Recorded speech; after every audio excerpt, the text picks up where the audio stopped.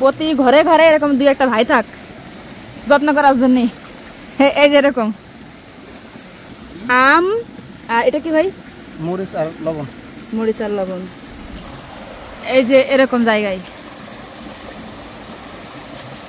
আপনার সাথে আমার কোনো শত্রুতা আছে? এটা ভালো হয়েছে, এটা খাওয়ার পরে আগে বলেন শত্রুতা আছে কিনা। খাওয়ার পরে শত্রুতা করে এইখানে নিয়ে আসে, এত কষ্ট আমি আমার নিজের নামে ভুলে গেছি। যদি আপনার কোনো বন্ধুরে শাস্তি দেওয়ার দরকার হয় তাহলে প্রথমে সাজেক নিয়ে আসবেন, এসে বলবেন চল বন্ধু ঝর্ণায় যাই। ওঠার সময় কি বলবেন? ঠিক আছে, শুধু নামছে আমার পা দুইটা ভাই বিশ্বাস করেন কাঁপতেছে। আমি আমার ব্যক্তিগত অভিজ্ঞতা থেকে বলছি, যদি আপনারা কেউ সাজেক আসেন, যদি সে মনে করেন যে শরীর ফিটনেস ঠিক না থাকে, তাহলে ভুলেও এই সাজেক ঝর্ণায় আসবেন না, তাহলে আপনার জন্য অনেক বড় বিপদ হতে পারে। কারণ এখানে মানে কি বলবো, এত নিচু, আর উঠার সময় তো মনে করেন যে আমি জানি না কি হবে।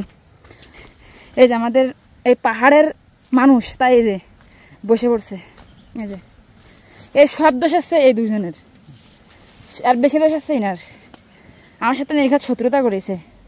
আসলে আমি যাকে শত্রু বলতেছি সে শত্রু না, জাস্ট দুষ্টামি করে বলছি। আর ভাই হচ্ছে সাজেক ভ্যালির কিন্নর কটেজের ম্যানেজার। আর আসলে এই সাজেকে কিছু ভাই আছে আমার এরকম, যাদের জন্য সাজেক ঘুরতে আমার অনেক বেশি ভালো লাগে।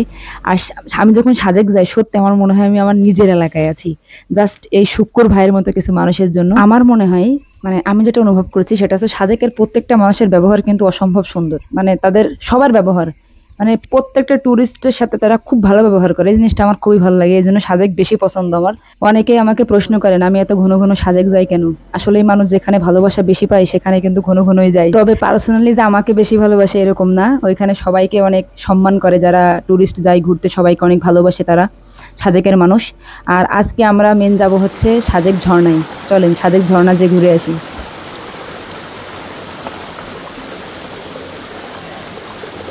আমরা শুধু নিজেরাই আসিনি পাহাড়ে, এই মশার কয়েলও নিয়ে আসছি। এত পরিমাণে মশা, যদি পারে আমাদের সবাই মশায় তুলে নিয়ে যাবে।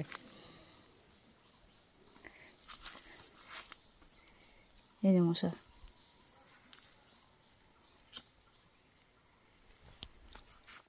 বাংলাদেশে সাজেক একমাত্র জায়গা যেখানে বাঁশ মানুষ কিনে খায়, টাকা দিয়ে বাঁশ কিনে খাই আমরা, যে সেটা হচ্ছে এখানে বাঁশের ঘর, বাঁশ রান্না করে খাই, বাঁশের ভিতরে রান্না করে, মানে সব কিছু কিন্তু বাঁশ দিয়ে হয়। যাক, আমরাও কিন্তু বাঁশ কেটে নিয়ে আসছি এই বাঁশটা কাজে লাগানোর জন্য। আজ পর্যন্ত যতগুলো ট্যুর করছি সব থেকে বেস্ট ট্যুর ছিল আমার এটা, যে ঝর্ণায় যাই রান্না করে খাওয়া। সত্যি মানে অন্যরকম ভালো লাগা ছিল, এত সুন্দর একটা জায়গায়, মানে সব কিছু সাথে করে নিয়ে যায়, নিজেরা সব কিছু করে রান্না করে তারপরে খাওয়াটা অন্যরকম একটা ভালো লাগা ছিল।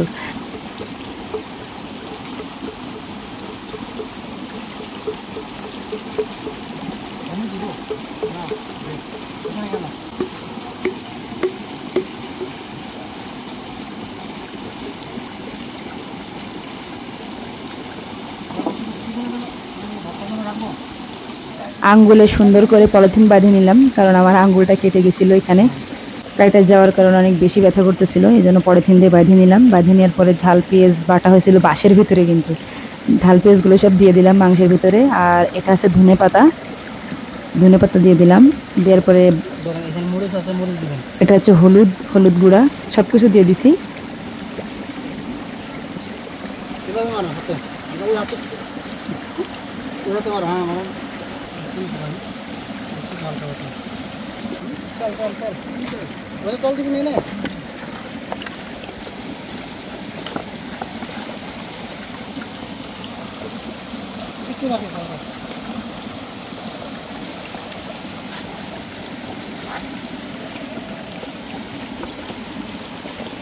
কালার কি বের করবা না কি করে এগুলো?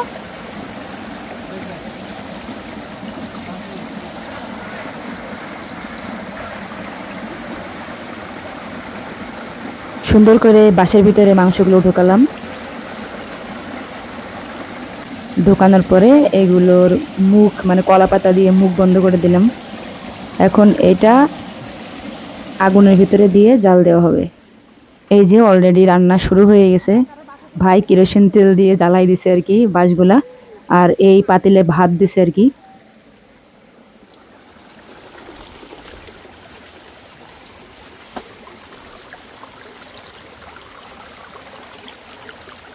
এই পানিটা নেওয়ার জন্য প্রায় 1 কিলোমিটার হেঁটে আসছে এই ঝিরিতে।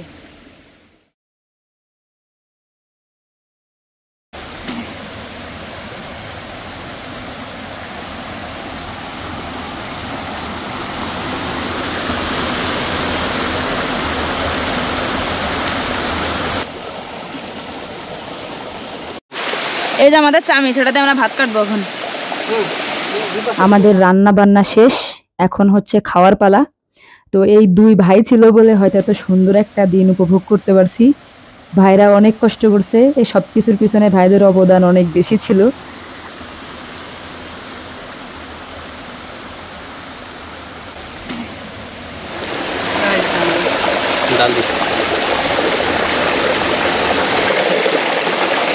পড়ে যাবে, পড়ে যাবে।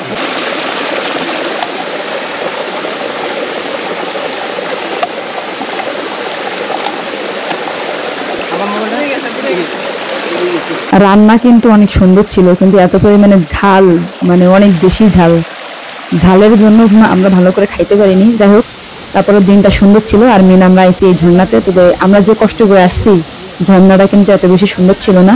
তারপরে আলহামদুলিল্লাহ সব কিছু মিলাই দিনটা সুন্দর ছিল।